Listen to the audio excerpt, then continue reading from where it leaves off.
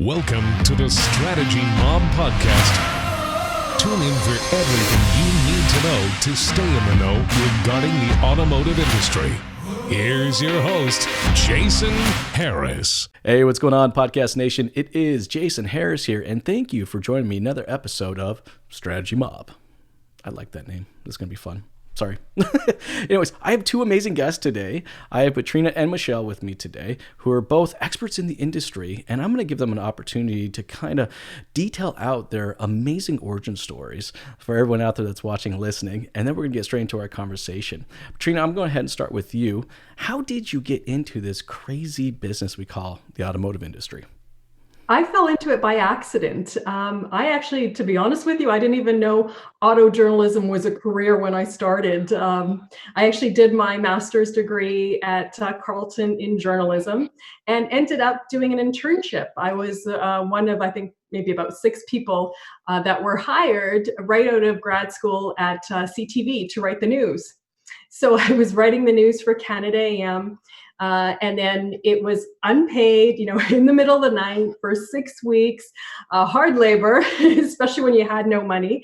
But thankfully, I ended up getting a job out of that and worked in the news department and was recruited to go over to BNN Bloomberg. Back then, it was called ROB-TV. And work on a current affairs show with Michael Vaughn, who was a host former host with CBC and worked at BNN. And I also met Jeremy Cato there. He was another automotive journalist, and out of Vancouver, he'd come in once a month, and we do a call-in show with him. And all the viewers would go crazy when we'd do this car show. So the three of us got together and we launched an independent production. We sold it to CTV and to BNN. And then I ended up, all three of us ended up going to work for the Globe and Mail. They recruited us back in 2004 to write for their auto section. And I was their token female voice. And I ended up doing, the independent production, working full time, and then doing my articles twice a month. And I couldn't handle it anymore, so I quit my job and started freelancing in automotive. And that was 17 years ago. And knock on wood, I'm still with the Globe and Mail freelancing, and also have my own segment on CTV News Channel called Up to Speed, which airs every other Saturday. So very fortunate and very blessed. It's an amazing industry, but man, I had to work hard for it to keep up with and learn everything about the auto industry. Like I said before, I knew nothing about it. I find that actually really consistent in our industry is that you never just kind of walk into it at this level, like up here, that just doesn't happen. It's like, it doesn't matter which aspect of the industry that you're in. It was hard work and a crawl sometimes, and a climb and a sprint, and sometimes a slow walk. But, it's like everybody in this industry just feels like they have that kind of scrappy, just, I'm going to keep pushing, mentality, which is, I think, one of the reasons why I enjoy the industry so much. Michelle, I would love to hear your story, kind of how you got into this business. Yeah, I was going to say, I think that is true with everybody that I know, except those that were born into it, right? The PhDs of the world. You like PhDs? I like DPK. What is DPK? Dealer Principal Kid. Oh, okay. Yeah. PhD, Papa has a dealership. Same general principle. Yeah. I fell into it also.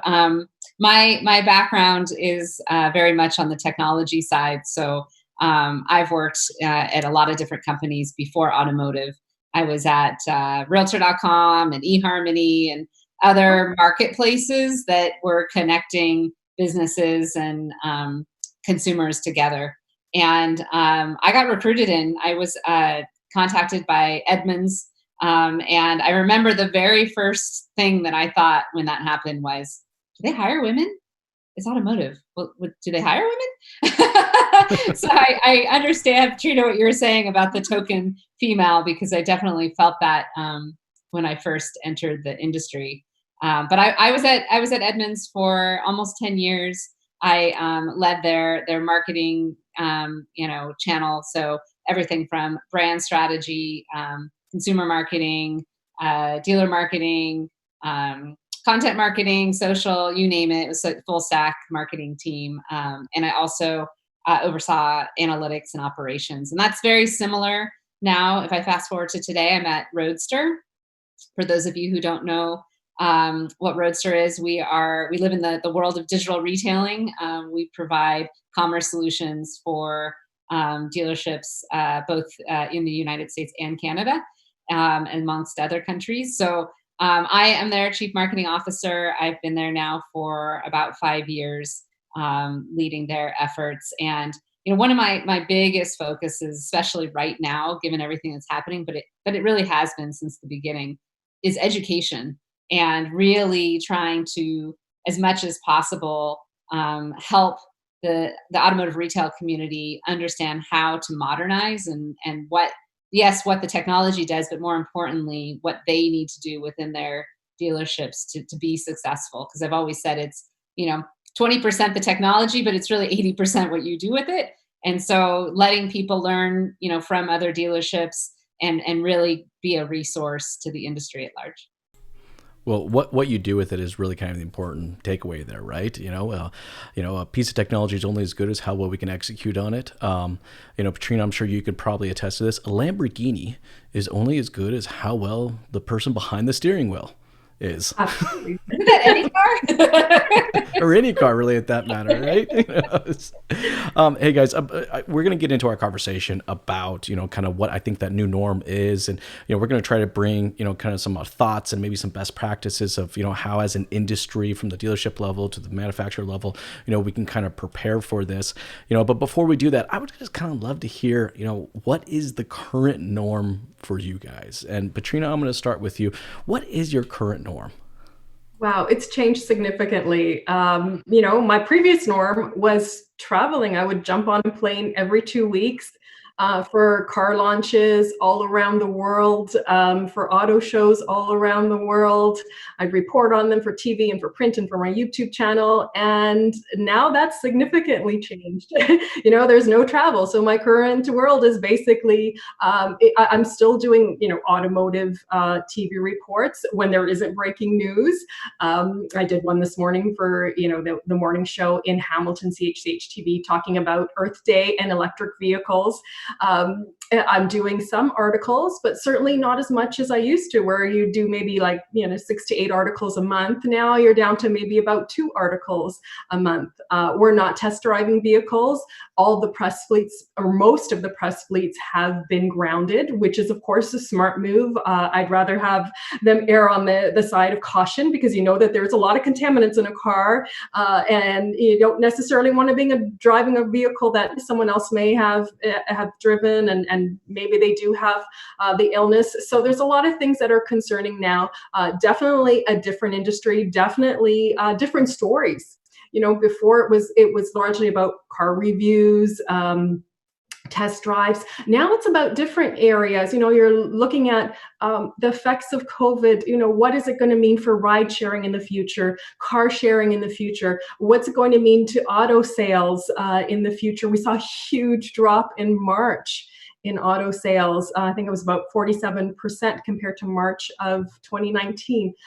All of this is drastically changing the way we cover the auto industry, and the industry itself. Like I say, without the travel, there's a little bit less lackluster, I guess.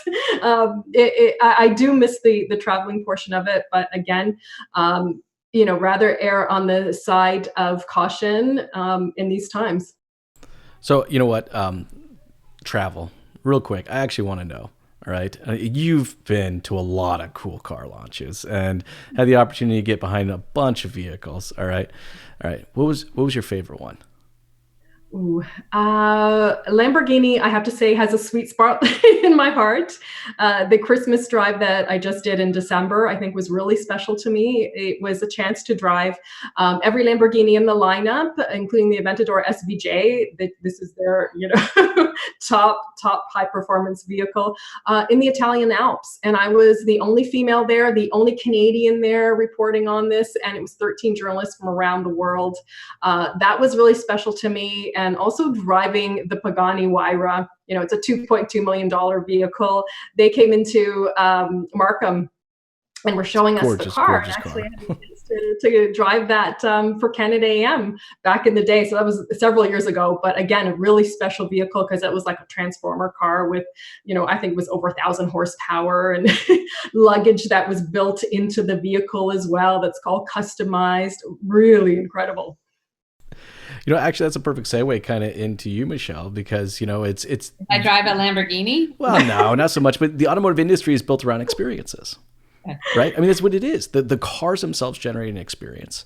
The dealership, the transaction has to generate an experience, all right? We now have to focus on an experience that in the past has not been our primary focus of experience, but our online experience, which is one thing that Roadster really does. This was the core of what you guys are bringing is an experience and a process and a technology to support that. And I want to talk a little bit about that. But before we do so, I want to know, what is your current norm? Yeah, I feel like it changes every day, if that makes any sense. What it was last week is a little different than it is this week. But like Petrina, I was traveling a lot. Actually, when we decided to ground our company, I was just coming back from a trip out in Kansas City. I was at the airport when that decision was made. So that is new. And I think my family is in some ways enjoying that I'm not on the road as much. But as a thought leader, but also as part of Roadster, we grounded our employee base pretty early on because our company is actually based in San Francisco, California, which is one of the very first metro areas that was significantly impacted.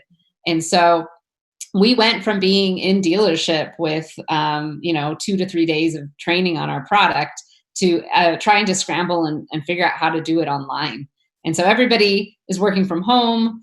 We are constantly in this type of engagement via Zoom conferencing, both with each other as well as our dealer partners.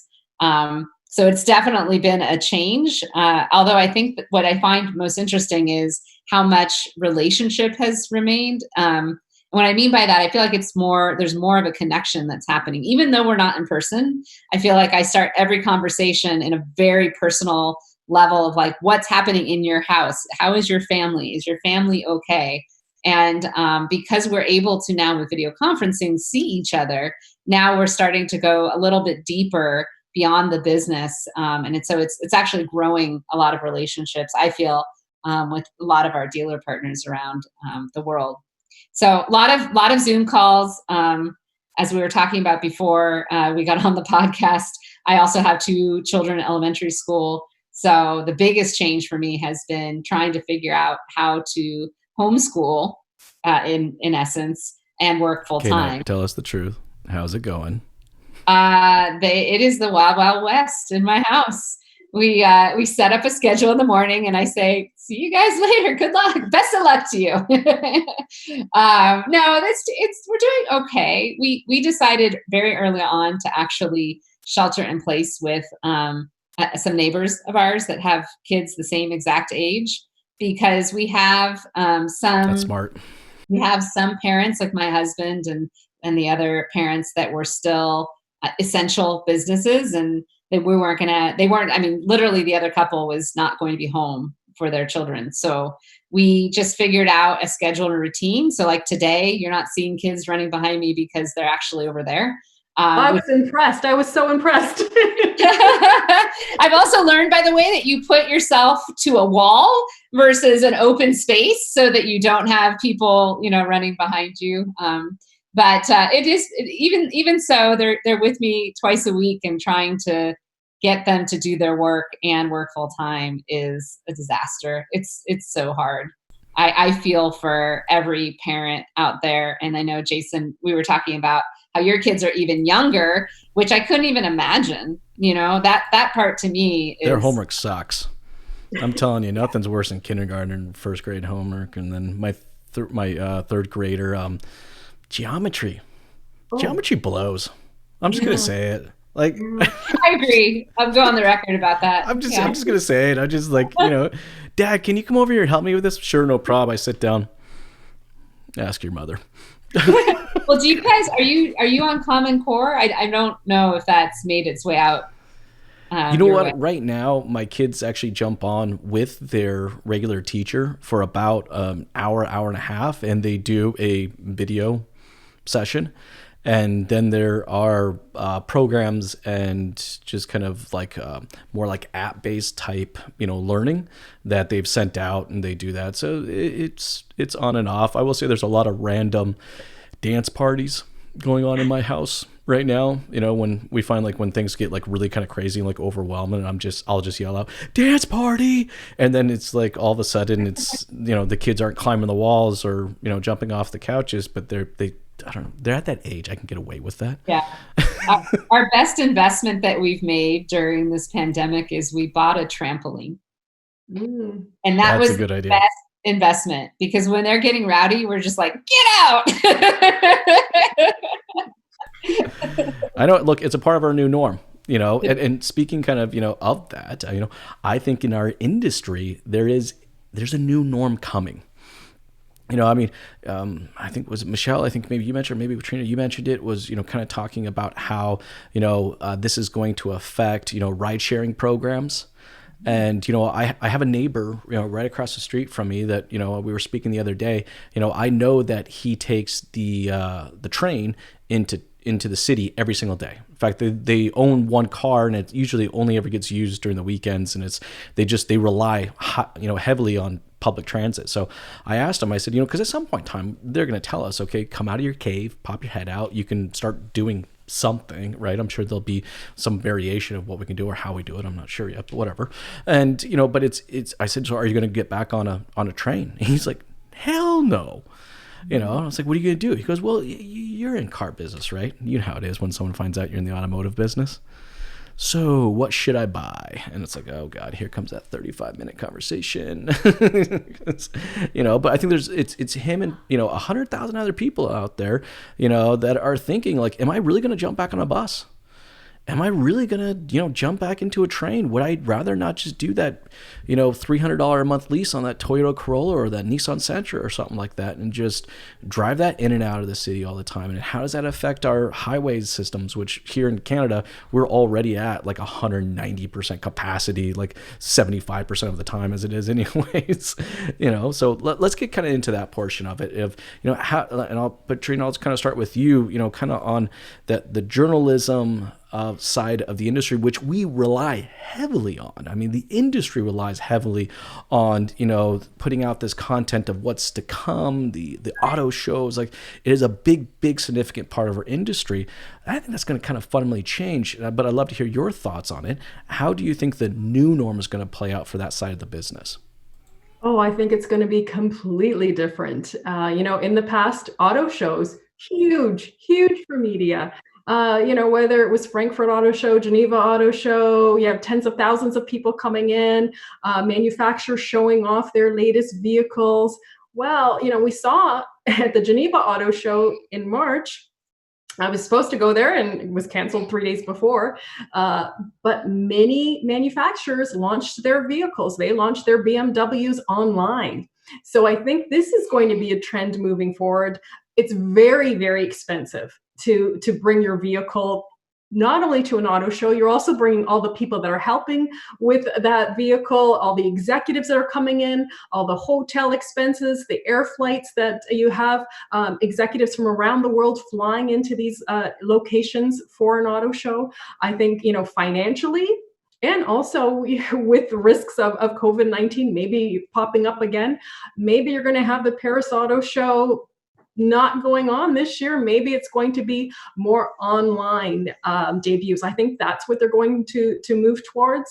I think you'll also see maybe even virtual reality launches. We had one, it was about 2 years ago. It was for the Jag I-Pace. And they did this in the LA Auto Show. And what they did was they gathered a couple hundred journalists at a Hollywood studio. So not even at the auto show, Hollywood studio. They had another couple hundred in the UK. And you had virtual reality goggles. You put these goggles on and you were able to see the vehicle in front of you. You could stand up and look through the roof of the vehicle. It was really sensory. And then at the very end, they said to you, okay, take off your goggles, and, lo and behold, there's the designer, Ian Callum, right in front of you. And here's the vehicle in front of you. So very unique way of bringing a vehicle to market. So I think virtual reality might be also a way to bring vehicles. And also you have the actual business of selling cars too. We might move in terms of those traditional brick and mortar shops, as Michelle mentioned, digital, that's the way to go. Maybe we're going to see more business models like the Genesis business model, where, they don't have those traditional brick and mortar shops. You want to test drive a vehicle. Well, I'm just going to go online, tell them to come to my office, pick me up, go for a test drive, no haggle, fixed pricing, maintenance included for the 5 years. That's probably going to be big moving forward too. Sorry, I think that's going to change a lot. Just the way that we consume information is kind of, fundamentally, changing. It's, cars are one of those things that, we want to, physically touch and see and hear and smell. I'm always kind of fascinated with that, why people are so into the new car smell. I'm like, do you realize those are just chemicals? It's not a thing. It's like, anyways, I digress, but I always just thought that was weird. Oh, the new car smell. But it is, it's a multi-sensory type of experience when we want to learn and consume information about this, but that's going to change, which I think is going to be kind of really cool on the media and the content side, because, the way that we report this information, the way that we capture this information is just going to have to just fundamentally change so that someone can consume, a story of yours, Petrina, and say, yeah, that's a car I want to take to that next step. Michelle, now I'm kind of setting this one up for you next, because this is kind of an easy one for you, is like the sell portion of it. Okay. So it's like, okay, cool. We have the kind of the awareness side of it, but it's like, now how does it look like for the new norm of, selling a vehicle? Michelle?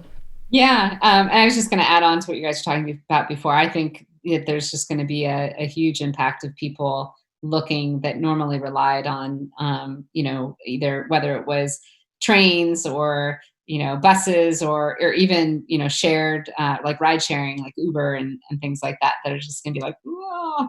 I do think that that's going to happen. But no, it's had a huge impact also on how people are looking at selling cars and how people are looking at buying cars, right? I mean, right now, people aren't going to want to spend time in the dealership, and quite frankly, around the world, they can't, depending on where you live and what the restrictions are. A lot of dealerships, especially here in the United States, they're literally closed except for online sales. Their showrooms are locked, and they're not allowed to do business that way. So now, I know that's different in every single state. Mm-hmm. For you right now, where you're at, is that the case for you? You mean literally, like where I'm living? Yes. Yeah. So in California, yes, the showrooms are closed, and online sales are allowed. So we've had some of our largest clients out here have to shut their doors and sadly either lay off or furlough most of their staff during this time. So it's scary. I talk to a lot of our dealer partners around the country who've had to make choices like that, and it's not fun. It's thrown everybody in the industry into this space of how do I do this? Both from like how do I sell online, but then how do I staff for it? Who do I need right now in order to maximize whatever demand there is for me right now. And so they're having to think about the technology. They're having to also think about, how do I do a remote test drive? How do I do home delivery? And it depends on really where the dealership was before all of this, right? A lot of our clients that have been with Roadster for some of them years already now said, this isn't what we wanted by any means, but we got this. Like, we understand, we did the work, we spent the months, we figured out how to incorporate, this process. And that's really what people need to be thinking about, because honestly, I think what's happening in the industry is there's this rush to figure out the technology, because like I said, in some areas, it's all that you can do, without really spending the minute or two to really, okay, how are we going to use this? Who is going to use this? And it looks a lot different right now. You've got, depending on the dealership, you've got some where all they have is their sales managers. Like that's what they have gone down to. And so I was talking to a dealership the other day, and they're the sales manager, the salesperson, the F&I manager, and the service advisor was actually the same person. Yes, that is happening. Where, I mean, it's a different configurations, right? Like, so some people have said, you know what, we're going to weather the storm. We're going to keep all of our staff no matter what. And that, of course, like fills my heart. And I'm so thankful that some people can do that, but not everybody was able to do that. So then you've got people that said, well, let's split shift it. Everybody's going to be impacted, but we're going to try to keep as many people as possible. We'll have, a morning shift and an afternoon shift, and never where their paths cross, because we're trying to keep social distancing. And so we're going to do that. And then you have others where they've said, you know what, we're going to keep some people, on the sales side. We're going to have them work remotely. And maybe my F&I guy is also remote, but he's just going to come in when somebody's here to pick up the car. So he's on call, kind of. Like, there's different configurations of what's happening. And I think each dealership has to figure out what's going to work for them. And then you have to figure out, okay, what do I need to offer to have this amazing customer experience during this time, where I'm making the consumer feel comfortable that they can buy from me. That's really, I don't know if you know Paul J. Daly from Congruent Agency. Yeah, we're doing a podcast tomorrow. Oh, okay. Oh, there you go. He said to me last week, he's a good friend of mine. He said to me last week that safety is the new luxury. And I thought it was such a great, you can ask him about that tomorrow. It was such a great way to sum it up, because that's what's really happening from a messaging perspective for the industry, is that people are really having to think about, how do I make consumers feel comfortable? If they have a need, if they have an essential need to buy a car because they're, an essential service, or, what sadly is happening, everywhere, is that people have a need to downsize because of financial pressures, right? Maybe they've lost their job, a lease coming, there's all sorts of reasons why people really do need vehicles right now. So how do we make them feel safe that they can do business with me? And so you've seen this concerted effort of retailers around the world, really, to figure out, how do I communicate that to the customers that want to buy? And then especially in an industry like ours, where we've always, and Michelle, you know this from the marketing side, and Petrina, you've seen a bunch of this too, is, we're in an industry that just focuses on huge discounts, low lease payments, and that's not the message that consumers want to consume right now. It's Michelle, you even kind of mentioned earlier, this is, digital retailing is more of a process with the technology that supports the process. I think a lot of people right now, are looking for this quick diet pill. Where's the 12-minute abs version of, being able to sell a car, 100% online with no touch points. Well, the 12-minute abs never worked for me, so I can tell you that. I can guarantee it didn't work for me either. But I think that to your point, they really need to think about how they're going to use it. It is not something that you can just plug in to your website and then just everything is okay. But if you do invest the time and you really think through, the right type of employee that's going to man the other side, because that's the truth. You're going to get a very small percentage of people that are just going to do this 100% themselves. It's much more of a guided online experience. And so you need to have the right personnel that is going to be on the other side to walk them through the process. And the other thing I would say is, all of these people, the one thing that dealers have really to lean into is they're part of the community.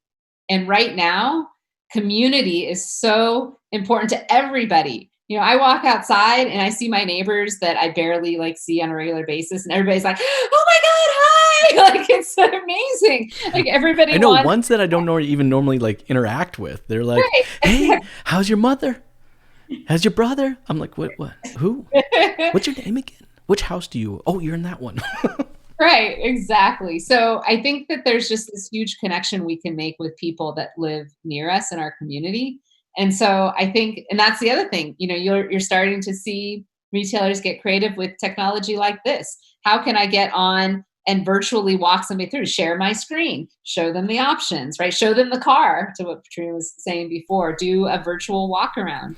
Well, okay, let's talk about that real quick, virtual walk around, because and Petrina, I'd like you kind of voice in this as well, someone who's created a lot of content around cars. I've watched some of these guys' some of these virtual walk arounds, and Michelle, I'm sure you've probably seen some, and whew, man, there are some really, really bad walkarounds. I mean, just like, and here's the steering wheel, and those round things over there are called tires. I have no idea why I did it in that tone of voice. But anyways, there's just like, there's nothing to that. But I do find that walk around, that virtual walk around, Michelle, like you were talking about, is key, a significant part of trying to make that connection from that person to that product from a virtual perspective. And Petrina, I'd like to kind of get your thoughts on this. It's like, what kind of advice, Petrina, for someone who makes a lot of video on vehicles, what kind of advice can you give them about creating a good, educating, and entertaining walk around? I think the key is the person. I think that's very, very important. And also showing diversity. I will be honest, sometimes I get very frustrated with seeing that typical person, an older white male in that role. I would love to see more women doing that, more, different diverse backgrounds, so that you're inclusive and that you're actually connecting with different groups of people. You're not just targeting a gearhead. You're explaining things in a simple, informative way. You don't need to get into all the gearhead technology in a vehicle, because chances are, if someone's shopping for that car and they're gearhead, they've already looked up all that information. But I think it's really important to keep it simple, keep it entertaining and fun, and really, if you can bring new faces to do those walkarounds, I think you have a better chance. This right now is a huge opportunity to tap into that female market. And we know that, more than 80% of all car buying decisions are done by women. And they're very important. I've always felt that they've sort of been neglected in the car shopping process. And I'll be honest, I've had horrible experiences in the past buying cars at a dealership. But I've overcome that and bought a new car right before this pandemic, of course. And it was very pleasant. Oh, please tell. I want to know. Unfortunately. But, I always found it very difficult to walk in as a woman, or going in to see the mechanic as a woman. I always felt that there were stereotypes, even given the fact of what I do. So I think doing this online, this is a huge, huge opportunity to connect with that female buyer. And if you even have a woman that's bringing out that information to another woman, I think that they are more responsive to it. Even when I do automotive reports, it's interesting. When I started out doing the national morning show, Canada AM, like 15 years ago, it was actually a man that used to do that, the segment. It was automotive reporting. He was an older white gentleman that used to do it. And he was a gearhead. So he would go on and he would talk and he would say all these stats. Well, the women that were largely watching the show weren't interested.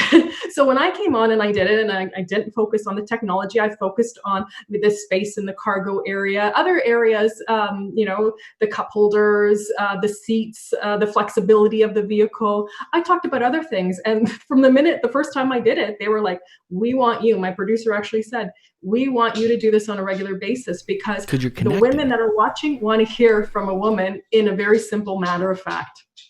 When we're doing these walk around videos, I think the goal is to try to connect. And it, just regurgitating whatever the brochure says is not connecting. And, I know getting in front of a camera is not comfortable for a lot of people.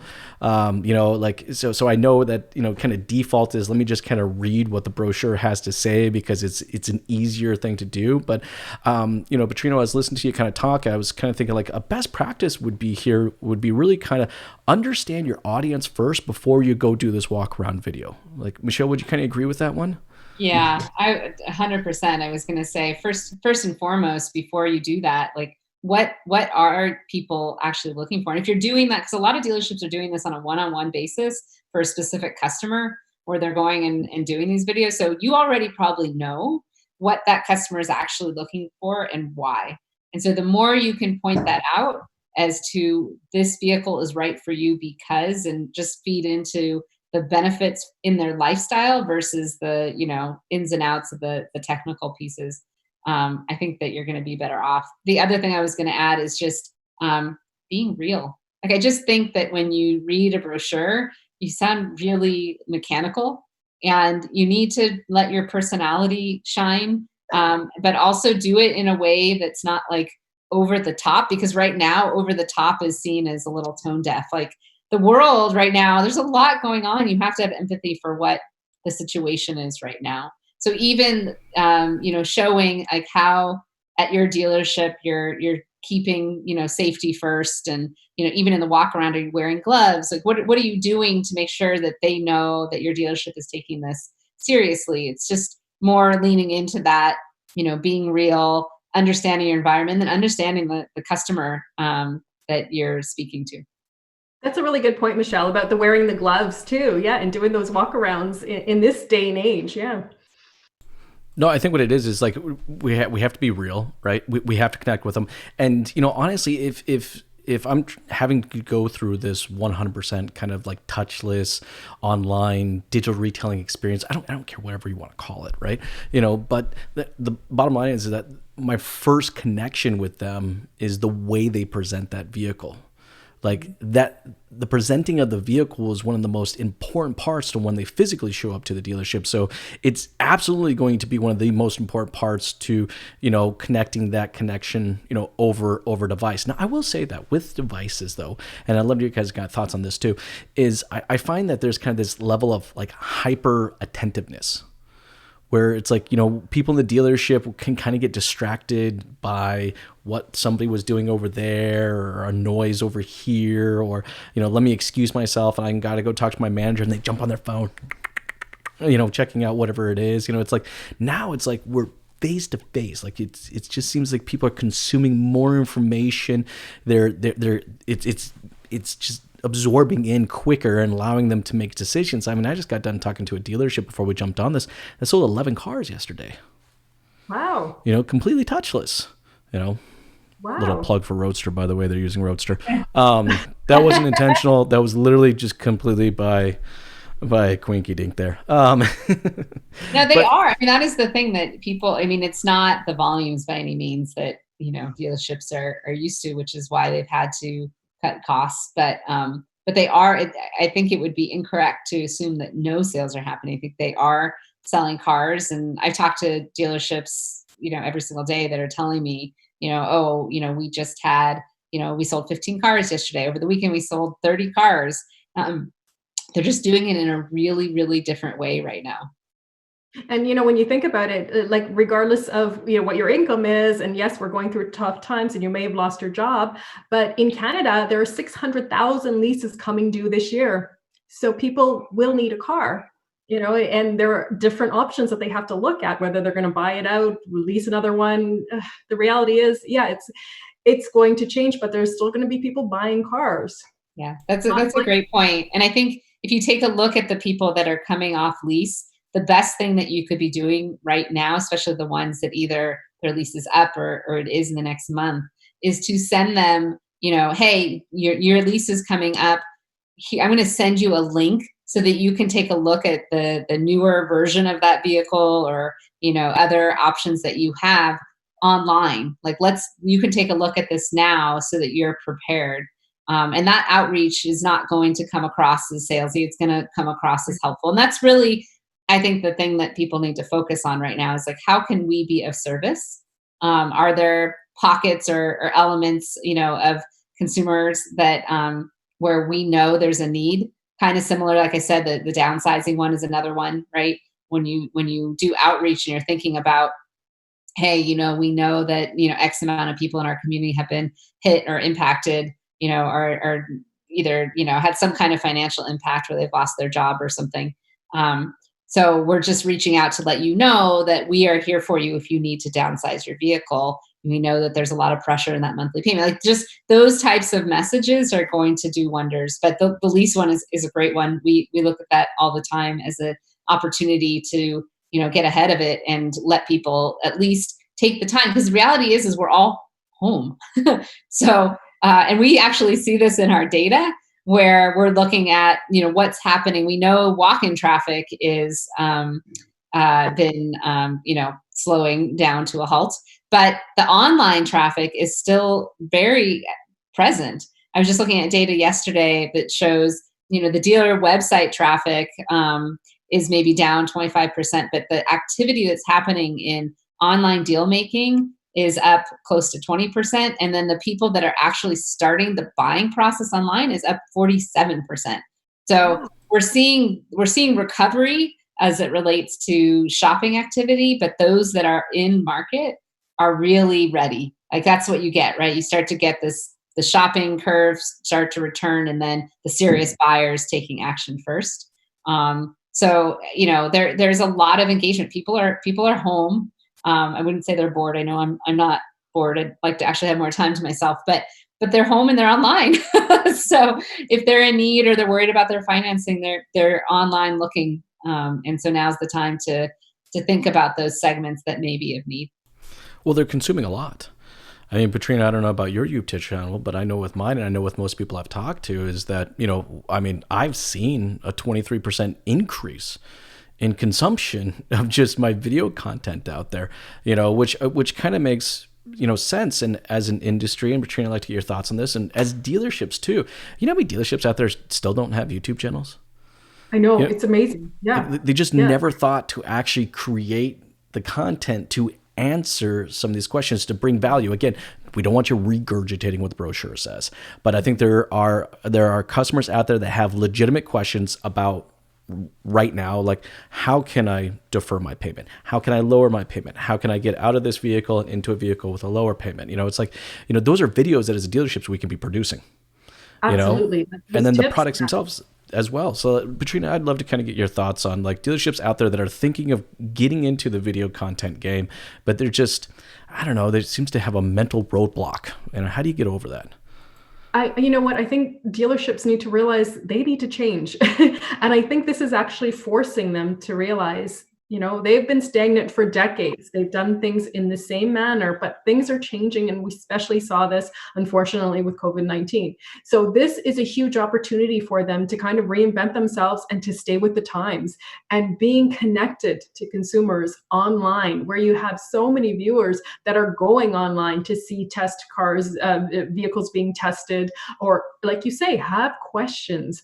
This is a huge opportunity to launch a YouTube channel, to even do FaceTime live chats to talk about what can we do to make you feel more financially secure. We're offering to defer lease payments for the next 3 months. This is what we're doing to help you get through things. Let us know what else you need. Like there's a huge opportunity to connect with their customers, and I would go online.